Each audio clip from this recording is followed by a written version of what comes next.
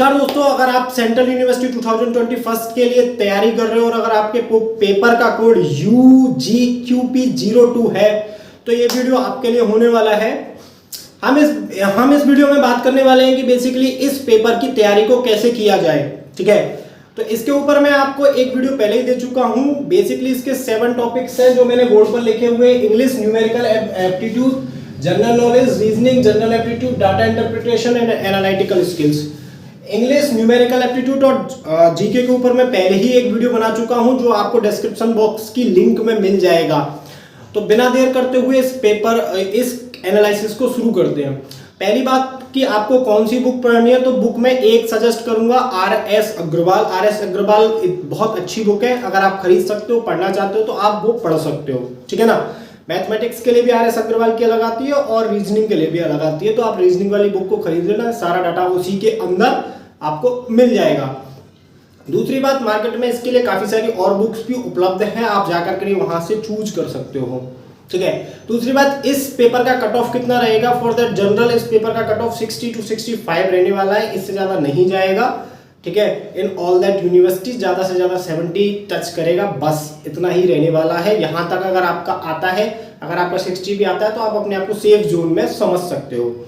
ठीक है। तो पहले अपन बात करेंगे कि रीजनिंग की तैयारी कैसे करनी है। रीजनिंग के बेसिकली इन्होंने 3 टॉपिक्स होते हैं रीजनिंग के, वर्बल, नॉन वर्बल और अपनी लॉजिकल रीजनिंग। लॉजिकल रीजनिंग में आपसे बेसिकली क्या पूछने वाला है, वैसे मैंने बोर्ड पे मेंशन किया हुआ है, न्यूमेरिकल सीरीज, कि आपको एक कोई भी सीरीज देगा 2, 4, 6, 8 के बाद में क्या आएगा 10। ठीक है। एनालॉजिकल्स, लेटर एंड सिंबल्स और लेटर्स के ऊपर ये आपसे क्वेश्चंस पूछेगा, जैसे आप बुक खोलोगे या फिर इंटरनेट पर सफरिंग करोगे आपको मिल जाएगा। कुछ लॉजिकल प्रॉब्लम्स हो सकती हैं, ठीक है ना, और कुछ लॉजिकल डेफिनेशंस और एनालिटिकल आर्गुमेंट्स यहां से पूछे जाएंगे और आपको 2 से 4 क्वेश्चंस आपको लॉजिकल रीजनिंग से 101% मिलेगा। अब बात करते हैं वर्बल रीजनिंग की। वर्बल रीजनिंग में वो आपसे अल्फाबेटिकल टेस्ट पूछेगा, क्लासिफिकेशन पूछेगा, सिचुएशन रिएक्शन टेस्ट, SRT काफी इंपॉर्टेंट होता है कि आपको कोई भी एक सिचुएशन दी जाती है, उस सिचुएशन में आपका बिहेवियर कैसा रहता है ये जज किया जाता है। बेसिकली ये आपकी साइकोलॉजी को चेक करने के लिए किया जाता है। अपने सीडीएस वगैरह के इंटरव्यूज में इसका काफी यूज होता है। ठीक है। तो इसमें आपको एक स्टेटमेंट भी देगा जिसका आपसे कंक्लूजन भी पूछेगा। ठीक है। कुछ क्वेश्चंस आपको ऐसे भी मिलेंगे कि 4 भैंस बकरियां हैं तो बकरियां भैंस हैं, भैंस हैं तो बकरियां हैं, इस प्रकार से भी। और कॉज एंड इफेक्ट देगा कि अगर एक चीज का कॉज ये है, उसका इफेक्ट ये हो रहा है, तो कॉज और इफेक्ट के बेसिस पर आपसे यहां से क्वेश्चन आने वाला है। अब अगर अपन बात करें नॉन वर्बल रीजनिंग की, नॉन वर्बल रीजनिंग पे आपको यहाँ पर कुछ पिक्चर्स मिल सकती हैं, पिक्चर्स के हिसाब से आपको डाटा इंटरप्रेट करना है इसमें। जैसे कुछ मिरर इमेजेस मिल सकती हैं। क्यूब और डाइस के ऊपर भी यहाँ क्वेश्चंस पूछे जा सकते हैं कि भैया ये हमारे पास अपन ने 2 बार 3 पासा फेंका कि क्यूब फेंकने पर क्या आया, डाइस फेंकने पर क्या आया, क्या इसका प्रोबेबिलिटी रहेगा, कुछ ऐसे क्वेश्चंस भी। और यहाँ से फिगर मैट्रिक्स, बेसिकली जो मैंने यहाँ पर बोर्ड पर लिखे हुए हैं वहां से आपके ज्यादा क्वेश्चंस पूछने के चांसेस हैं, because reasoning is as vast as are general knowledge, की रीजनिंग का भी कोई और छोर नहीं है। और बेसिकली जो पूरा सिलेबस है वो पूरा का पूरा सिलेबस ही रीजनिंग का है। यहाँ पर उन्होंने पोर्शंस अलग अलग कर दिए हैं ज्यादा समझाने के लिए। अगली बार बात करते हैं अपन जनरल एप्टीट्यूड की। जनरल एप्टीट्यूड में आपके मैथमेटिकल क्वेश्चंस आएंगे। यहाँ पर जनरल एप्टीट्यूड से बेसिकली 2 तरह के क्वेश्चंस बनते हैं। पहला बनता है क्वालिटेटिव क्वेश्चंस और दूसरा बनता है क्वांटिटेटिव क्वेश्चंस। तो क्वालिटेटिव क्वेश्चंस तो मैंने नहीं लिखे, लेकिन मैथमेटिक्स से अगर आपने 10th तक की भी मैथ अच्छे से की होगी तो आप इन सारे क्वेश्चंस को कर पाओगे। बेसिकली कुछ जो मोस्ट इंपॉर्टेंट क्वेश्चंस हैं जहां से पूछे जाते हैं उन सब के बारे में मैंने इसमें जिक्र किया है।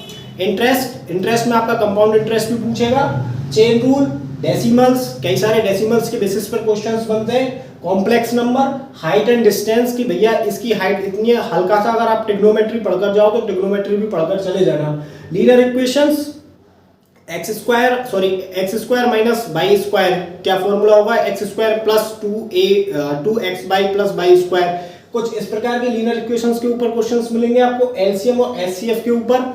और पार्टनरशिप की 4 साझेदार हैं, उन्होंने कोई भी अपना कैपिटल लगाया, कैपिटल लगाने के बाद में ए ने 25,000 रुपए निकाल लिए, बी ने इतने निकाल लिए, तो टोटल लॉस प्रॉफिट कितना हुआ, या फिर किसका शेयर होल्डिंग कितना है। तो यहाँ पर रेशियो से भी क्वेश्चन पूछे जाने वाले हैं और स्क्वायर एंड स्क्वायर रूट से। ठीक है। तो अगर आपको कोई भी बड़ा सा नंबर दे दिया 312569, इसका स्क्वायर रूट क्या होगा, ठीक है ना, या फिर कोई भी आपको नंबर दे दिया, उनमें से 4 आपको ऑप्शन दे दिए कि इसका एग्जैक्ट स्क्वायर रूट क्या है, ठीक है। रेस एंड गेम्स पर भी क्वेश्चंस पूछे जाएंगे और वेक्टर के ऊपर भी क्वेश्चंस पूछे जाएंगे। बेसिकली जो वेक्टर्स के क्वेश्चंस होते हैं वो काइनेमेटिक्स के होते हैं कि अगर आपने पाइथागोरस थ्योरम पढ़ी हो कि राम उत्तर की तरफ 7 मीटर जाता है, फिर दक्षिण की तरफ 5 मीटर जाता है, तो उत्तर से उसकी प्रारंभिक बिंदु की दूरी कितनी होगी, ठीक है। तो यहाँ पर अपन को वेक्टर लगाना पड़ता है। अगर आपका पाइथागोरस थ्योरम अगर आपको अच्छे से आता है तो वेक्टर्स को आप यूज कर सकते हो। आगे बात करते हैं अपन डाटा इंटरप्रिटेशंस की। डाटा इंटरप्रिटेशंस पे हम बहुत ज्यादा डरे हुए होते हैं। बहुत सिंपल क्वेश्चंस आने वाले हैं। 10th क्लास की अगर मैथ की बुक मिल जाए तो वहां से आप मीन, मोड और मीडियन जरूर पढ़कर जाना कि आपको यहाँ से क्वेश्चंस मिलेंगे चार्ट के ऊपर। कई तरीके के डायग्राम्स है, जैसे वेन डायग्राम है और भी पाई चार्ट है, कई सारे चार्ट है और स्टैटिकल डाटा के ऊपर यहाँ से आपको क्वेश्चंस देखने को मिलेंगे, ठीक है ना। और आज लास्ट में बात करते हैं अपन एनालिटिकल स्किल्स की। एनालिटिकल स्किल्स में हाइपोथेटिकल क्वेश्चंस पूछे जाते हैं। कोई भी एक प्रॉब्लम दी जाती है, फॉर एग्जाम्पल जैसे अगर मैं बात करूं कि आपके पापा की बहन की बुआ की लड़की आपके रिश्ते में क्या लगेगी, ठीक है ना। इस तरीके के क्वेश्चंस हाइपोथेटिकल होते हैं जो आपसे पूछे जाते हैं। और इसमें हाँ, जो मैं कहना भूल गया, एज वाइज भी क्वेश्चंस पूछे जाते हैं, ठीक है ना। तो ये आप इसको इस तरीके से तैयार करो, 60 से 65 नंबर का एक टारगेट लेकर चलो और इजीली गेन हो जाएंगे। RS अग्रवाल की बुक ले आओ। यूट्यूब पे बहुत सारे अच्छे अच्छे टीचर्स हैं जिन्होंने इन टॉपिक्स को कवर किया हुआ है। एक एक टॉपिक को खोल खोल कर देख लो यूट्यूब पे। आपका ज़्यादा से ज़्यादा 20 से 25 घंटे भी अगर आप इसमें तैयार कर गए, मैंने ऐसे बच्चे देखे वो बिना पढ़े इस पेपर को निकाल सकते। Like, share, subscribe the channel. अरे यार नया चैनल है, कर दो। मिलते हैं आपसे नेक्स्ट वीडियो में, तब तक के लिए जय हिंद।